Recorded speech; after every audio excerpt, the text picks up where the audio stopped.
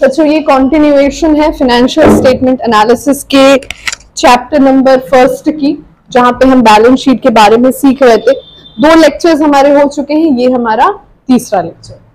आज के लेक्चर में हमें बेसिकली जो इक्विटी और लायबिलिटी साइड के जितने भी आइटम्स हैं उन सारे आइटम्स के बारे में सीखना है। देखो क्या होगा ना, अगर हम डायरेक्ट क्वेश्चन लगाएंगे तो हमें समझ में नहीं आएगा कौन सी चीज क्या है, तो तुम लोग रट के जाओगे और रट के जाओगे तो पेपर में फिर लायबिलिटी एसेट में दिखेगा, एसेट लायबिलिटी में दिखेगा। जितनी भी लायबिलिटी वाले आइटम्स हैं उसको आज हम क्लियर कर लेंगे, कल एसेट को समझेंगे, देन फ्रॉम मंडे हम लोग इसके क्वेश्चंस लगा पाएंगे। अगर इसके क्वेश्चंस लगा ली तो इसके बाद एक और चैप्टर इसी से रिलेटेड है, वो आराम से हो जाएगा। चलो समझना शुरू करते हैं बच्चे। सबसे पहले आपका जो कॉलम होता है, कॉलम नहीं होता है बेसिकली, एक ही कॉलम होता है, उसी में सब कुछ करना होता है। पहली जो चीज आपने पढ़ने में आती है वो आती है इक्विटी एंड लायबिलिटीज। ठीक है, इतने से 2 चीजें तो क्लियर है। जिस प्रकार सोल ट्रेडर में तुम लोग कैपिटल लिखते थे ना, बैलेंस शीट में कैपिटल लिखते थे, यहाँ पे क्या लिख रहे हो, इक्विटी। तो बात तो वही है, इक्विटी शेयर भी तो कैपिटल है।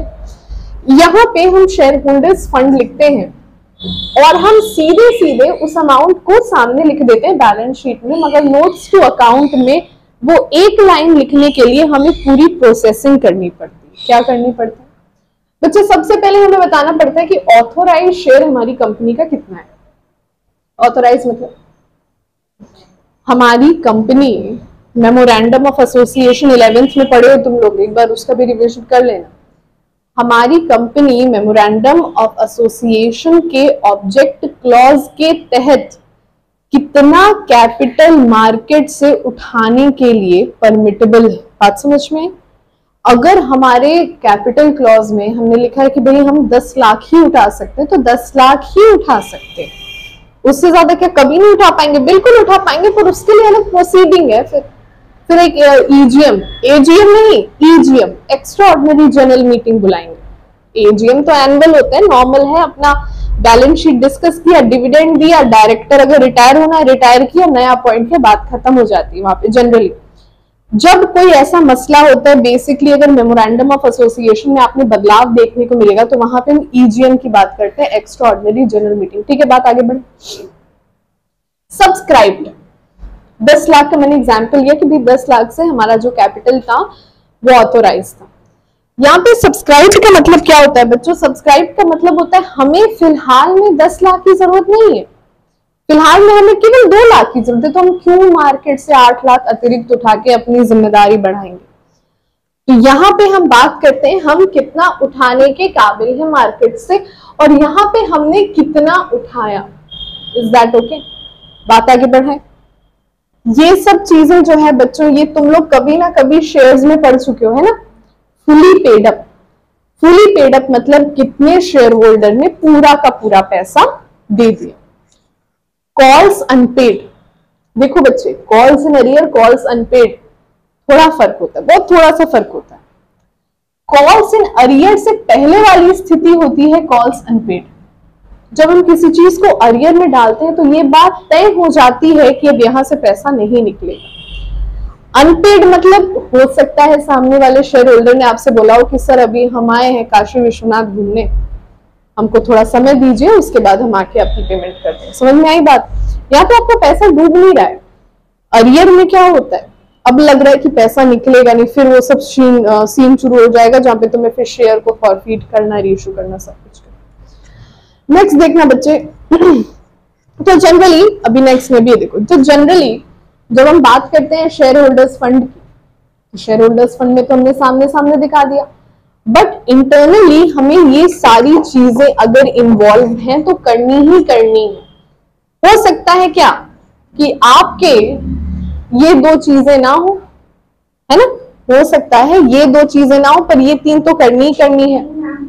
ऑथोराइज्ड होगा, बैठ जाओ बच्चों बैठ जाओ, उस वाली चीज पे ऑथोराइज्ड होगा, सब्सक्राइब्ड होगा और फुली पेड अप, तो ये तो होगा ही। बात आगे बढ़ाएं। रिजर्व्स एंड सरप्लस, ये एक ऐसी चीज है जहां पे हम दायरा नहीं बना सकते। हमारा जो शेड्यूल 3 है वो मैक्सिमम कवर करने की कोशिश यहाँ पे किया है। समझ रहे मेरी बात? मैक्सिमम कवर करने की कोशिश किया, मगर ये नहीं है कि बस मैम इसके आगे अब मिलेगा तो नहीं लिखना है, बिल्कुल लिखना है। तुम्हारे प्रैक्टिस तुमको ये बात सिखाएगी कि वो आइटम शेयर रिजर्व्स या सरप्लस में दिखेगा या फिर अन्य लाइबिलिटी की तरह दिखेगा या फिर वो लाइबिलिटी ही नहीं। जरा देखना, पहला मैंने क्या लिखा है बच्चे, कैपिटल रिजर्व। कैपिटल रिजर्व का क्या मतलब है? हर साल का जो प्रॉफिट जो अतिरिक्त बच जाता है, अन्य बच जाता है, उसे हम कहां शिफ्ट कर देते हैं? बस। कैपिटल रिडेम्पशन रिजर्व कुछ याद आ रहा है? डिवेंचर रिडेम्पशन रिजर्व, ये कैपिटल रिडेम्पशन रिजर्व। इक्विटी अगर पे बैक करनी है, प्रेफरेंस अगर पे बैक करनी, कहां से करें?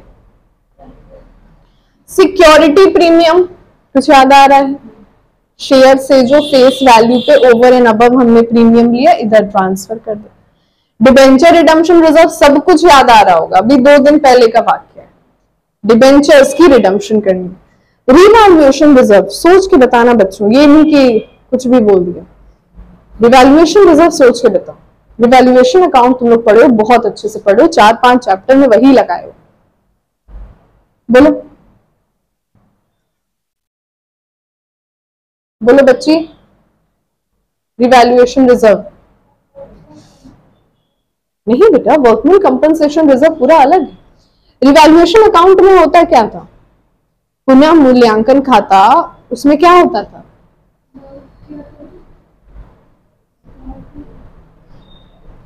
पार्टनरशिप का रिवीजन नहीं हो रहा है, रिवीजन करो, वेरी बैड। यहाँ पे हमारा जो एसेट और लाइबिलिटी में जो भी बदलाव आते थे उसे नोट करते थे, है ना। मान के चलो अगर रिवैल्यूएशन में जो प्रॉफिट आया, पार्टनर्स ने अपना अपना प्रॉफिट एलोकेट कर लिया और क्या बोले, कहे कि ऐसा है प्रॉफिट एलोकेट हो गया, बात ठीक है, we will keep it in the reserve only, हम नहीं निकालते हैं प्रॉफिट। कई दफा आपने ये देखने मिलेगा, अभी कंपनी है ना, ये कंपनी के एसेट बड़े, लाइबिलिटीज बड़ी, यहाँ पे अगर रिवैल्यूएशन हो जाता है तो हम उस रिवैल्यूएशन का प्रॉफिट बच्चे एक रिजर्व में डाल देते, जिसका नाम हो जाता है रिवैल्यूएशन रिजर्व। और आने वाले किसी समय में अगर ये रिवैल्यूएशन अकाउंट हमें लॉस दिखाता है तो वो लॉस हम कहां से कंपनसेट करेंगे? इसी अकाउंट से, क्योंकि पहले का प्रॉफिट मौजूद है। जैसे समझो इस बात को बेटा, 2020 में हमारे रिवैल्यूएशन अकाउंट ने एक प्रॉफिट दिखाया था 1 करोड़ का। बहुत जाहिर सी बात है, जिसके पास 10-10 करोड़ के 4 एसेट हैं तो 1 करोड़ का प्रॉफिट आना नॉर्मल सी बात है। हुआ क्या ना, 2022 में जब हम प्रेजेंट करके ले गए 31 मार्च की बैलेंस शीट, तो यहां पे हमें दिख रहा है -80 लाख। तो ये हम कहां से कंपनसेट करते हैं? यहां से। तो अब कितना बचेगा रिजर्व में? बोलो बात सही है, 20 करोड़ बचेगा। अच्छा सॉरी, हाँ, करोड़ से सोचना ही नहीं नीचे अपने को।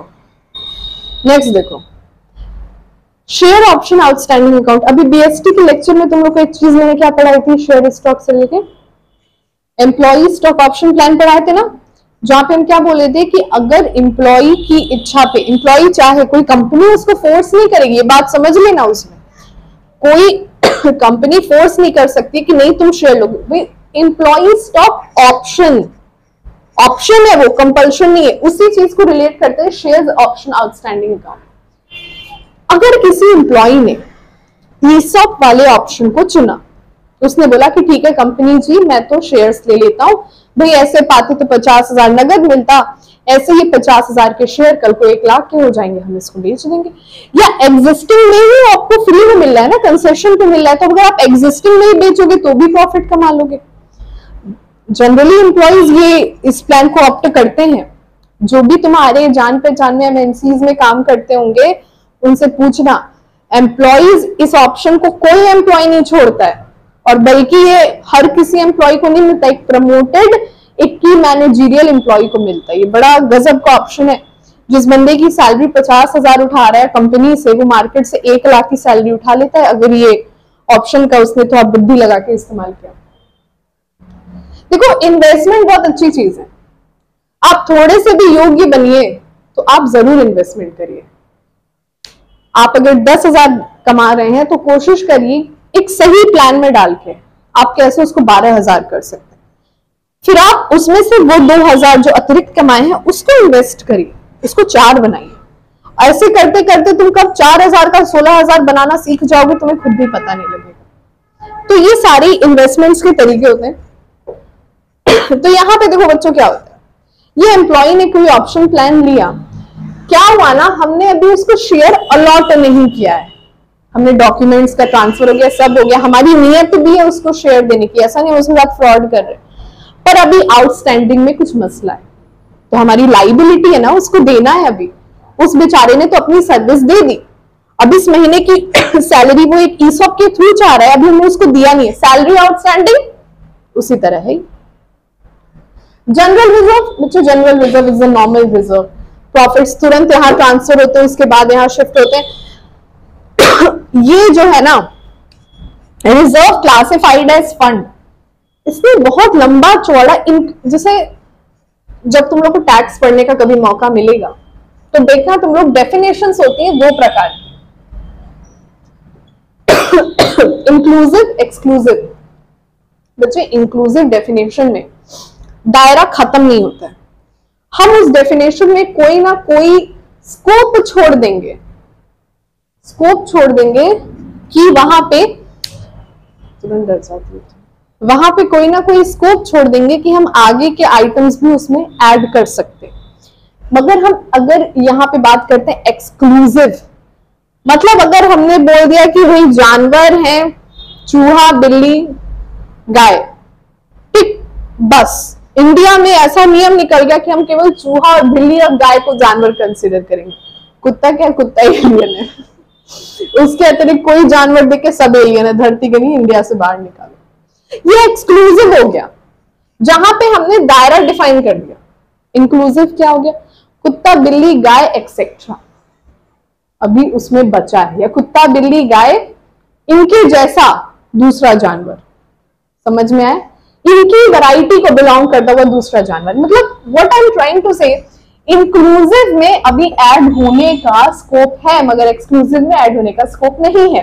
तो ये फंड शब्द लिख के यहाँ पे ऐड होने का स्कोप छोड़ दिया है।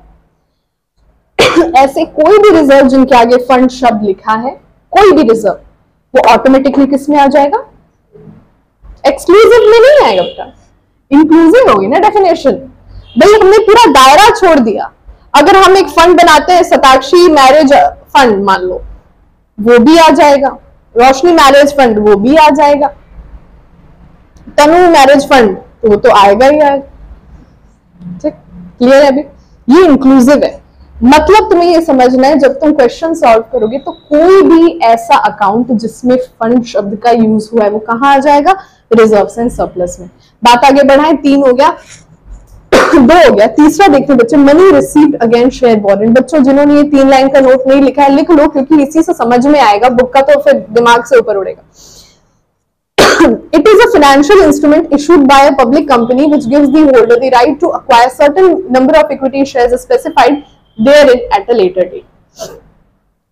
बच्चे ये भी एक तरह की हमारी लाइबिलिटी होती है, क्योंकि यहाँ पे हम share warrant, money received against share warrant, छोटा सा एग्जांपल लेते हैं। कल परसों जब डिबेंचर्स हम करा रहे थे तो तुम लोगों को पढ़ाए थे ना कि तुम अपने बैंक को भी एज अ सिक्योरिटी वहां पे था, थोड़ा सा उसमें से मैच करने की कोशिश करना, एज अ सिक्योरिटी अपने डिबेंचर दे रहे थे कि भाई अगर हम नहीं चुका पाए तो आप ये डिबेंचर्स के हमारे हकदार हो। It is kind of that, money receive against share warrant. यहाँ पे डिबेंचर वारंट का मैंने एग्जांपल लिया, यहाँ पे डिबेंचर ना हो के क्या है, शेयर वारंट, हमने शेयर में हिस्सेदारी दी, ठीक है। 4th देखो बच्चे, क्लियर हो रहा है तुम्हें, हिंदी इंग्लिश का दिक्कत नहीं आ रहा है। Shares application money pending allotment. If a company has received application money but date of allotment falls under after the balance sheet date, मतलब हुआ क्या, हमने शेयर इशू कर दिया, एप्लीकेशन मनी आ गई, मान के चलो ओवर सब्सक्रिप्शन हुआ, अंडर सब्सक्रिप्शन हुआ, जो भी हुआ। अब जब से पहले हम अलॉटमेंट करते उससे पहले आ गया 31 मार्च, उससे पहले आ गया 31 मार्च। अब यहाँ पे हम उसको कैसे रिप्रेजेंट करेंगे, 2 चीजें करिएगा।